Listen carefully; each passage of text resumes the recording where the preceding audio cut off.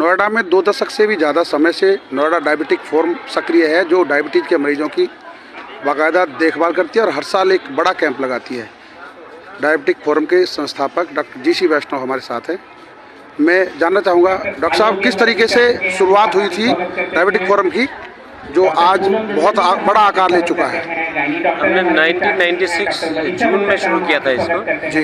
और तब इसमें केवल 11 पेशेंट हमने देखे थे। हम 2 डॉक्टर थे और इस समय ये 26 साल पूरे हो गए हैं। हमारे पास करीब 45 डॉक्टर्स हैं जो आते हैं इस कैंप में और हमारे जो लाइव मेंबर हैं वो 700 से ऊपर हो गए हैं और आप देख ही रहे हैं कि 1500 से 2000 पेशेंट हम हर एनुअल कैंप में देखते हैं। इसके अलावा हर तीसरे इतवार को, हर थर्ड संडे को डिफरेंट सेक्टर में हम कैंप लगाते हैं नोएडा डायबिटिक फोरम के नाम पे, पब्लिक अवेयरनेस के लिए और उनकी ट्रीटमेंट के लिए जिनको डायबिटीज़ होती है। आज के कैंप में हमारे ब्लड शुगर, हीमोग्लोबिन, एक HbA1c होता है 3 महीने का average, lipid profile, uric acid, bone density, lung function test, ECG, neuropathy, vitamin tracker plus fibroscan liver.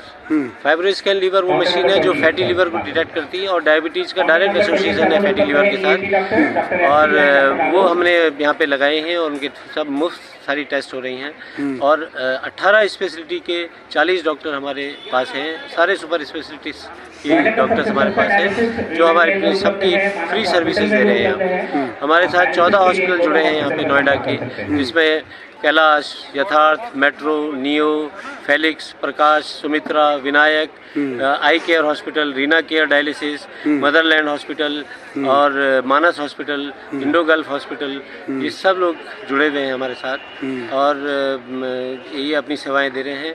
इस कैंप के लाइफ मेंबर्स को सब लोग 20 से 25% डिस्काउंट देते हैं इंडोर एंड आउटडोर फैसिलिटीज़ में, लैब की फैसिलिटीज़ में। डॉक्टर लाल पैथ लैब हमारे साथ है जो रिलीजियसली पिछले 26 सालों से 20% डिस्काउंट देती है हमारे लाइफ मेंबर्स को। तो ये सब संस्था जुड़ी हुई है आपस में मिल कर के और मैं बड़ा शुक्रगुजार हूँ नोएडा की जनता का, प्लस भारत विकास परिषद या और नोएडा एंटरप्रेन्योर एसोसिएशन का, जो शुरू से हमारे साथ जुड़े हुए हैं और ये कैंप को सक्सेसफुल बनाते हैं। डॉक्टर साहब, एक चीज़ बताइए, 96 से अब तक जो मरीजों की संख्या बढ़ी है उसके मुख्य कारण क्या हैं और कैसे कोई आदमी पहचान करे कि उसको डायबिटीज़ के लक्षण हैं?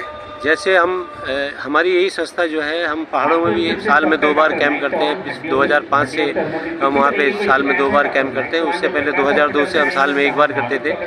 मरीजों की संख्या, स्पेशली डायबिटीज़ और लाइफस्टाइल डिजीज़ के मरीजों की संख्या बहुत तेज़ी से बढ़ गई है और इसका मुख्य कारण जो हमको देखने को मिलता है कि एक तो स्ट्रेस, मानसिक तनाव, दूसरा फिजिकल एक्टिविटी बहुत कम हो गई है, लोगों का सोने का समय नहीं है, खाने में कोई अनुशासन नहीं है, खाना आप ठीक से खाते नहीं हैं, प्लस जो कोला कल्चर है, स्ट्रेस है, कंपटीशन की जो भावना है जिसमें हेल्दी कंपटीशन नहीं है, वो सब चीज़ें जो है इस चीज़ को बढ़ावा दे रही है।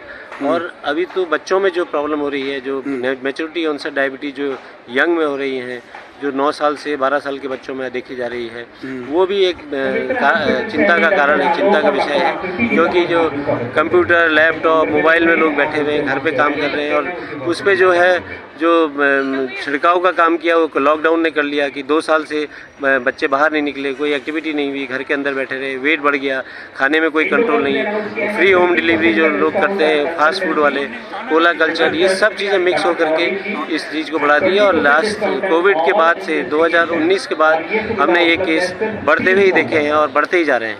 अगर हम भारत के संदर्भ में बात करें, दुनिया में भारत की स्थिति क्या है डायबिटीज़ के मामले में? देखिए, अभी तो नंबर 2 पे है। 77 मिलियन डायबिटिक पेशेंट है इस समय जो ट्रीटमेंट ले रहे हैं और उतने ही आप देखिए कि जो है अनडायग्नोज पड़े हुए हैं। प्री डायबिटिक कंडीशन होती है जिनमें डायबिटीज़ होने की आशंका होती है, जिनके शुगर 100 से ज़्यादा, खाने के बाद वाला 140 से ज़्यादा, 3 महीने का एवरेज 5.6 से ज़्यादा है, वो पेशेंट भी हैं जो अभी इतनी मात्रा में हमारे पास हैं। तो इन भविष्य में, अभी तो चाइना नंबर 1 पे है, लेकिन हम चीन को भी आगे भविष्य में प्रॉब्ली 2030 या 2035 में क्रॉस कर लेंगे, ये ऐसी आशा है। और हम चाहते हैं कि हम सब मिल करके इस कैंप का जो उद्देश्य ये है कि लोगों को अवेयर कराएं, लोगों को बताएं कि उनको डायबिटीज़ होने वाली है या हो गई है, उसको कैसे बचाना है। अगर जिनको हो गई है तो उनको कॉम्प्लिकेशन से कैसे बचाना है, क्योंकि डायबिटीज़ के कॉम्प्लिकेशन सब लाइफ थ्रेटनिंग होते हैं और ख़राब होते हैं। डॉक्टर साहब, एक चीज़ बताइए कि सरकार को, केंद्र सरकार को इस समय डायबिटीज़ को महामारी घोषित करते हुए युद्ध स्तर पर सर्वेक्षण की जरूरत नहीं है क्या? कर रही है सरकार, अपनी तरफ से पूरी कोशिश कर रही है। हमारा जो नेशनल प्रोग्राम है वो नॉन कम्युनिकेबल डिजीजेज का है, national prevention program for non communicable diseases, जिसमें डायबिटीज़, ब्लड प्रेशर, कोलेस्ट्रॉल और कैंसर, आर्थराइटिस, ये सब चीज़ें इंक्लूडेड है। उस पूरी वारफेयरिंग पे काम हो रहा है और NRHM जो है, नेशनल रूरल हेल्थ मिशन, इस पर बहुत तेज़ी से काम कर रही है। और हम देखते हैं कि सरकार तो अपनी तरफ से काम कर रही है, लेकिन जो संस्थाएं हमारे साथ जुड़ी हुई हैं, नोएडा की जितनी भी जो सामाजिक संस्थाएं हैं हमारे साथ जुड़ी हुई हैं, सब अपनी तरफ से प्रयास करके हम इस बीमारी को से लड़ रहे हैं। आम आदमी के लिए क्या सलाह देंगे कि वो डायबिटीज़ से कैसे बचे, और अगर उनको लग रहा है संभावना है तो कैसे वो प्राकृतिक रूप से दवा के बिना भी अपने को बचा सकते हैं? मेरा सब लोगों से ये एक सलाह होती है, चीनी, चिकनाई और चिंता, ये 3 चीज़ों को छोड़ दें, चैन की नींद सोएं और चलना शुरू कर दें।